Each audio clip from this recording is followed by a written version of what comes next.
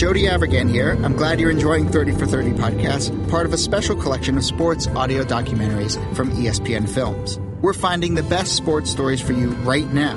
And to do that, we're behind the wheel of the Mini Countryman, the biggest mini yet. Please proceed to the highlighted route. To find great sports stories, you have to get out into the world and follow your instincts. That's where the Mini Countryman's all-wheel drive comes in handy. With all four, we can chase down a story in the city, the country, and most places in between.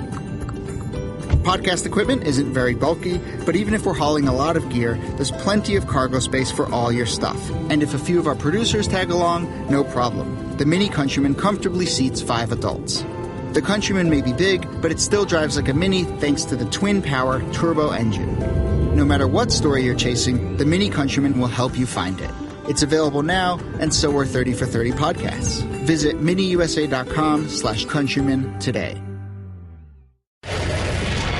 Pardon the interruption, but I'm Mike Wilbon and Tony. Prince Harry and Meghan Markle are engaged. Could you imagine marrying a royal? I'm Tony Kornheiser. No, what the Queen and I had was purely physical. Okay, I'm going to dance right away from that. One. You want to acknowledge? She actually wanted to get married, and I said, no, it would cause such disharmony in the entire United Kingdom. That husband, the royal husband, what was she going to do with him? Prince Philip? Yeah. Send him packing. Get him out of town. By the way, you want to tell people where Meghan Markle went to school? I dread to say it's probably Northwestern. Probably? Oh, God. Probably. More Northwestern. Not Binghamton. Welcome to PTI, boys and girls. In today's episode, was Tennessee right to bail on Greg Schiano? Can anyone keep up with the Eagles? And is it time for Alex Smith to sit? God, no. But we begin today with the biggest news in sports over the long holiday weekend, the fall of Alabama.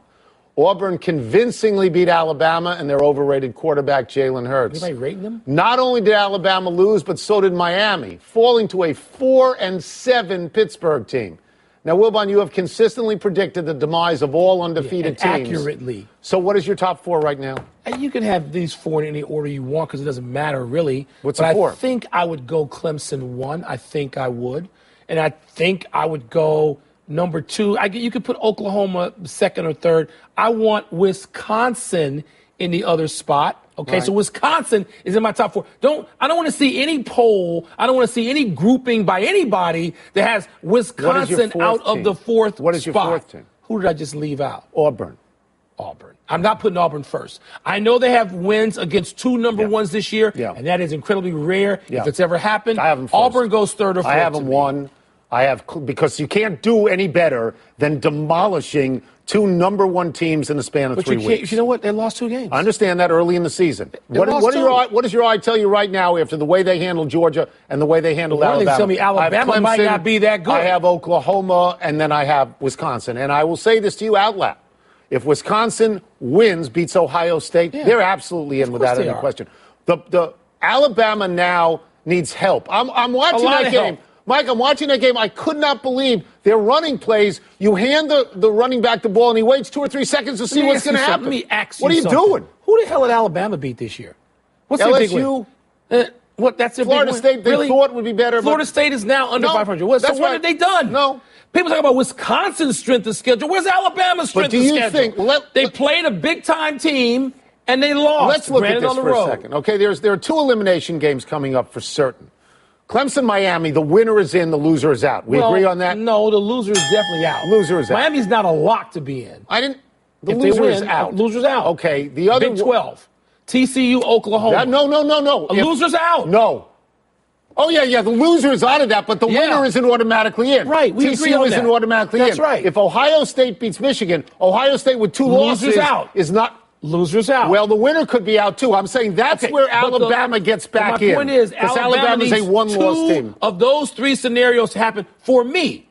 I don't want to just hear Alabama's automatically in because they're Alabama. If the winner of Georgia-Alabama is in, the loser is out. Georgia-Auburn, I'm sorry. Well, I think is the number 1 team in the country. I could live with that. Good. Get off Wisconsin. You and your ilk. How many undefeated teams in America today? Of the Power 5 conferences, how many? Florida. Power 5. Well, I guess Wisconsin. Thank you. Did I just say less than a minute ago? If they win, they're in. Thank you. Got me defending cheese. But if they lose, they're out. Let's go from the sublime to the ridiculous. meaning the University of Tennessee coaching mess. Despite saying that Greg Schiano received the highest recommendations for character, family values, and commitment to academic achievement from his previous employers, Tennessee backed away from an apparent deal with Schiano. On-campus protests relating to Schiano's supposed association with the Penn State Jerry Sandusky scandal unraveled any possible agreement. Tony, what do you make of what Tennessee has done here? Okay, this is very complicated. I think this is the biggest story, in sports right now, to me anyway. It is disturbing to me that a mob mentality got on social media and won and succeeded in getting rid of Greg Schiano. And it included, using hearsay. Yes. Using what amounts to third-hand hearsay. Yes. I'm even more disturbed about the lack of due process in this on Greg Schiano, because Mike McQueary in his deposition said that a former coach at Penn State had named Greg Schiano as having witnessed. He said somebody else named him. As having witnessed Jerry Sandusky do something in a shower to a young boy. Both the person who was quoted and Schiano said that this never happened. So if he is innocent, he's out of a job without any sort of due process. Now, clearly, there's a lot of people at Tennessee that don't want Schiano, and they may be right. He may not be a good enough coach for Tennessee. I mean, I can understand that. But to me, this AD is in a gots-to-go situation. What's only true? What is this AD doing? A lot you can't let him pick the next coach. I don't even care about the AD. A lot of things bother me about this. One, I look at these protests on campus from Knoxville, and my feeling is half the people there don't even know who Joe Paterno and Jerry Sandusky are anyway. They couldn't identify them in a lineup. That they are using this because they don't want Schiano. And then it becomes convenient, Tony. So I think it's just intellectually lazy for the University of Tennessee without that. Tony, if they vetted him, if they did all they said they did and were satisfied about his character and his commitment, then why back down if you did that? It's very difficult to see all these signs that say Greg Schiano personally condoned the molestation of young boys. But on a college campus, you cannot have a coach who is suspected of it. But what happens to him now? Does he have to leave Ohio State? Will he ever get a head coaching job? As a head coach for years. Nobody knew about this. After this happened. I know the report hadn't come out then. I get that. Had not come out. What happens to him now? Does he get a head coaching job anywhere? Does anyone affiliated with the Paterno-Sandusky teams, so people can have to they do be some hired? Homework and stick to what they learned? Not just, as you said, let a mob mentality going off only third-hand. I don't know. Hearsay. If the accusations are true, then you should not have him as a coach. Okay, but I don't know that. Do they know that? Let's move to the NFL, specifically the jumble in the NFC right below the Eagles. The Rams beat the Saints. The Panthers beat the Jets barely. The Vikings beat the Lions back on Thanksgiving. Which of these three teams, and let's make it four, let's include the Saints, has the best shot against the Eagles, who, by the way, stepped on the collective throats of some irrelevant franchise yesterday? You can make the Eagles out to be the 85 Bears if you want. Well, I didn't. But they're not. I didn't. And they're not the 87 Redskins, and they're not the 86 Giants. Okay. And so let's not go crazy with what the Eagles are at this point. They're the best team in a really watered-down league. The best team in it. Patriots are the best team. No, the Eagles are the best team right now. So regardless of that, Tony, I will put the Vikings in that class. I'll say the Vikings are even with the Eagles. I mean, they're behind them. And I think the Rams and the Saints, I'm not talking about in terms of record. Oh. I'm talking about in terms of the eye test, looking at performance and looking at those teams and thinking, who can challenge them? What would I think if I was a betting man and I'm not, going into a game on a Sunday with those teams? Let me give you the schedules coming up, because this is pretty exciting. In the next 2 weeks, the Vikings are at the Falcons. The Panthers are at the Saints. The Eagles play the Seahawks. And the following week, the Saints play the Falcons. Eagles at the Rams? Vikings play the Panthers, and the Eagles are at the Rams. Yeah. So to me, any of those teams that goes 2-0, they're my team. And if the Eagles beat the Seahawks and the Rams, it's over. It's over at that point. The hysteria now to proclaim the Eagles the next great thing is like saying Notre Dame was going to run the table. You said they were the best team in the league. They're the best team now. Okay. It doesn't mean they're that much ahead of the teams I just mentioned. What if they beat the Vikings? If they beat the I know they beat the Rams. If they beat the Rams at home, they better hold on to that. And they got the head-to-head tiebreaker there. But I'm just saying, Tony, we got some football to be played, and they do face each other. So let's not award them. You want to crown? What did Denny Green say? You want to crown their blank? Yeah. Go ahead and crown them. Okay. They are who we thought they were. Okay. I have two things to say. One is that I usually like teams with quarterbacks And so I would normally, really good You're gonna get rid quarterbacks. of the Vikings I know there? I would eliminate the Vikings. I would eliminate the Rams, except that Jared Goff's playing great. And they have the most exciting offense Jared of all. Goff has averaged more yards per game passing over the last X number of weeks than anybody in the league, including Tom Brady. Whatever the Seahawks are paying Russell Wilson, it's not enough. No, it isn't. Because he's their best runner. He gets out of jams. He's their best player. He is, Tony. What in the world has happened to the Kansas City Chiefs? Don't know. After winning their first 5 games of the season, the Chiefs are now 6-5, lost at home to Buffalo yesterday.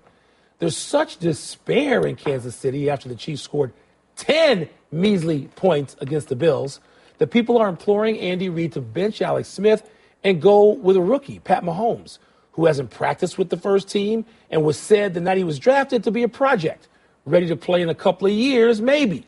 Tony, you think Andy Reid would be so desperate as to bench Alex Smith right now? How long has Andy Reid been a head coach in the league? 15, 20 years at this point? I was going to say 15 plus, right? 15 plus. So that would make him different than your boy Sean McDermott at Buffalo, who decided he would bench Tyrod Taylor and put in Nathan Peterman. Now, that experiment has ended because Tyrod Taylor was on the winning side. I hope they missed the playoffs by 1 game. I hope Buffalo misses by 1 game. Here's what I'll tell you. The 1 game he put Peterman in. If you're asking me idiotically, what happened to the Chiefs, I don't know. Because they were 5-0, and Alex Smith had 11 touchdown passes and no picks. I thought it was 12-0. And he was the MVP at that point. And they were averaging 33 points a game with a great tight end and a great rookie running back. And in the next 5 or 6 games, they averaged 18. So I don't know. You authored one of my favorite all-time sayings. The other people have coaches, too. They do. Okay? And so they got hip to Kansas City. They took a lot of things away that Alex Smith was able to get away with in those first few weeks. Tony, here's what Andy Reid isn't going to do. He's not going to be Sean McDermott. He's not going to be so dumb as to not understand that a good quarterback can't have 2 or 3 bad weeks. You think all these people suggesting they bench him, do they think Roger Staubach? Do they think Fran Tarkenton? Do they think that Joe Montana never had 2 bad weeks or 3 bad weeks in a season? Those guys, Marino, you name the quarterback, Bradshaw, they have bad weeks. Here's what's troubling about Alex Smith and the Chiefs at the moment. They don't score any points. Okay. Buffalo had given up 101 points in 2 games, and the Chiefs at home only got 10. Something is wrong there. Yes. And something is wrong with Alex Smith as well. The solution. I doubt it right now. That's all that matters. I doubt it right now. Tony, anytime you're not 16-0, you've got a bad patch. And that bad patch can be explained by, we're not doing this. And but it doesn't mean you change your quarterback. I think they're still ahead in the division. They're still ahead. By a game, they are. 2 of the best wide receivers in the NFL had 2 of their best games yesterday. Antonio Brown had 10 catches for 169 yards and 2 touchdowns. Julio Jones went higher. He had 12 catches for 253 yards and 2 touchdowns. Each had a signature catch yesterday. Brown going to the sideline late.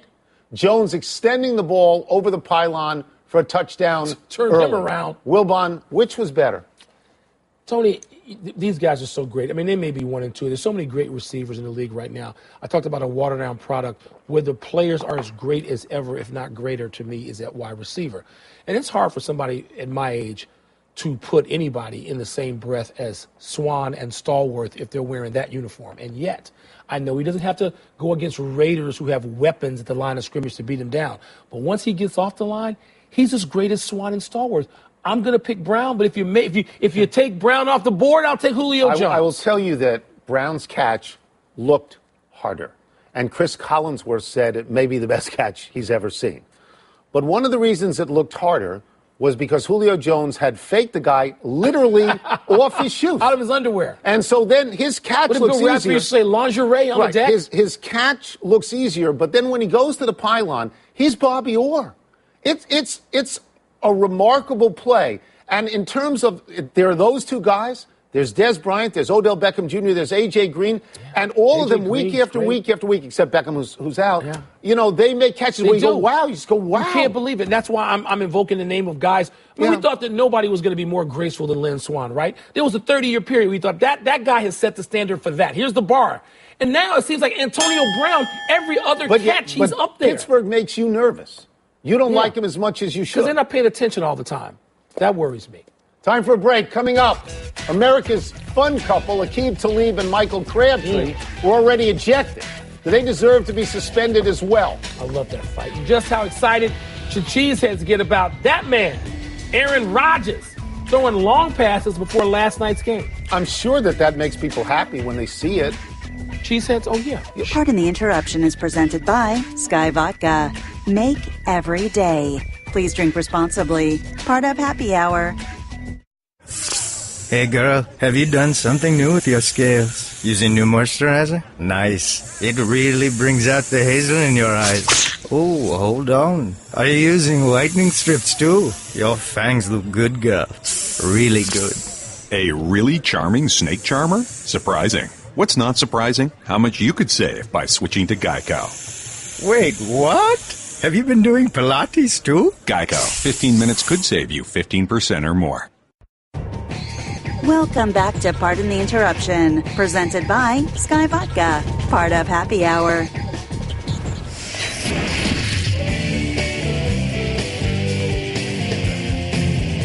MailTime, and here's how it works. We receive thousands of emails every day. Thousands? Don't read any of them, and then write our own. Maybe Let me dozens. see what's first here. Thousands? Thousands a day.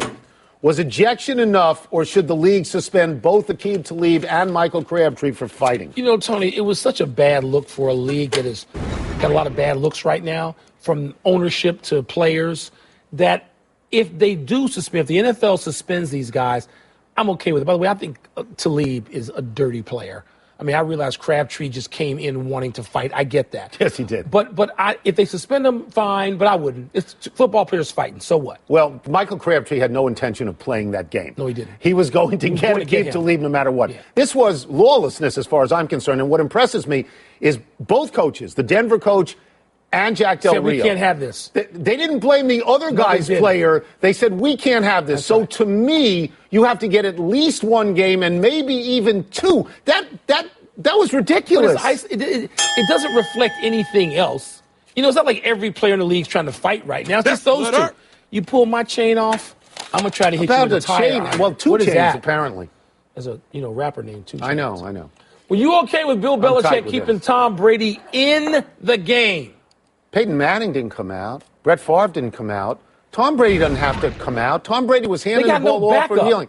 If he gets hurt, look, if somebody takes a shot at him. Yeah, fine. In case you don't think that Brady is the greatest quarterback of all time, in the 23 regular season games since his dopey suspension, he's got 54 touchdown passes and 5 interceptions, something I can interest you in. There's no issue there. Nobody's questioning Tom Brady's competency. What are you talking about? And by the way, this comes up because Belichick got testy with a reporter who basically said, you're leaving him out there and he could get whacked. Said he handed off and he knelt down. If I was an opposing player in the division, which means I had to play New England twice, and I was a young guy. You tried to take him out? Oh, no question. What was your girl, Tanya Harding? I would go straight tire iron, baby. Get rid of him. You got a chance to beat the Patriots. Terrible. Because where's Jimmy Garoppolo now? Can I look in the camera for a second and tell the youth of America not to pay attention to that? Aaron Rodgers was throwing long passes before the Packers lost to the Steelers. Is that a big deal? Yeah. I mean, it's a big deal if you can get him back for the last 2 games. That's all you get him back for. He's on injured reserve. The UCLA kid, Hundley, he's got to beat Cleveland. They got games at Cleveland. I thought it was 3 games. I thought you get him back. 2 games. He's got to win 2 games. Right, but I think Rodgers can come back for 3. Rodgers can then come back for a couple of games at the end of the season. Panthers, Vikings, Lions, and even a healthy Aaron Rodgers couldn't guarantee winning them all. Can they win those games without him? You have to be 10-6 to make the wild card in the NFC. So they have to run the table, as do the Cowboys, as do the Redskins. But we don't even know if Rodgers is collarbone. He hasn't been cleared. We don't know if the X-rays haven't even been taken. You can't risk that he'll become Tony Romo and re-injure this thing time and time again. I mean, I'd leave it up to Rodgers. If they win them both, if they win them both, you have a chance. Yeah. You have a chance, but... Well, Green Bay could have won that game last night. That would have been something if Hundley had pulled that out. Last one! At Pittsburgh, where, again, Steelers not fully awake during some games. Who made the better hire, UCLA with Chip Kelly or Florida with Dan Mullen? I'm going to push and say they both made very, very good hires. There's no pushing here. Yeah, there's pushing in every game you ever played. No. UCLA, that's some guts. UCLA gets Chip Kelly, who is familiar with the Pac-12 because of his days in Oregon.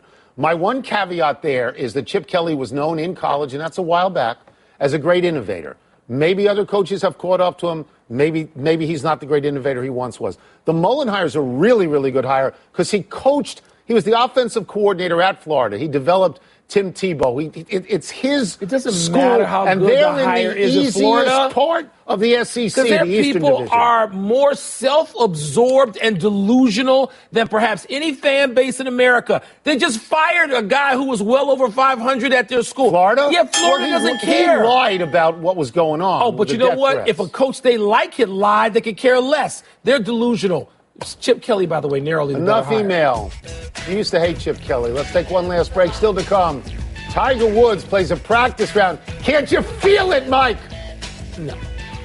And was 67 seconds of playing time enough for Jimmy Garoppolo to get the Niners starting job? You don't feel it about Tiger? Really? At the Hero World Challenge? 4 rounds guaranteed? Do you hear what Brett Faxon said? Said he's hitting it. Pardon the Interruption is presented by Sky Vodka. Make every day. Please drink responsibly. Part of Happy Hour. Happy time, people. Happy 59th birthday, Mike Scioscia. The California Angels manager is the longest tenured manager in baseball, having led the Angels for the last 18 seasons, won the World Series in 2002. His 1,570 wins with one club is 5th on the all-time list. He's got the best player in baseball in Mike Trout, but the last few years, Angels non-threatening. Can you imagine if Scioscia was an SEC coach? They'd have fired him in May of 2003. Oh, sure. If he's not named Nick Saban, run him out. He gets fired. Get out of here. Not so happy anniversary, Stevie Johnson. On this day 6 years ago, Johnson celebrated a touchdown against the Jets by mimicking shooting himself in the leg a la Plaxico Burress, so cool. who had just signed with the Jets. It was funny, though. Johnson stunned to a 15-yard penalty when he fell to the ground, which led to a New York score on a short field and an eventual Jets victory. So eat it, Stevie. Stevie was so great then for a short period of time. Is he in the league? He's not in the league anymore. Happy trails to the Alabama bench. With 13:34 left against Minnesota on Saturday, a skirmish led the entire Alabama bench to stand and move on the court. They were all tossed, leaving Alabama with only the 5 who were in at the time.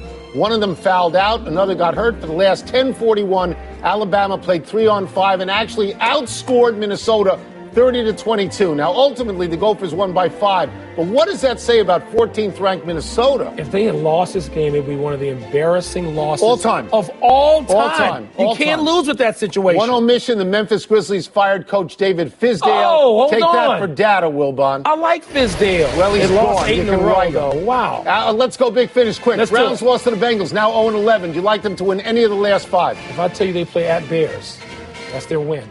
Jimmy Garoppolo threw a touchdown pass in relief in a loss to Seattle. Time to start him? Yes, he's a pro. Marvin Bagley III went for 30 and 15 for the second straight game as Duke beat number 7 Florida. Yeah. You're impressed with him. I would tank to get him, and when I say I would tank, you know who I'm talking about.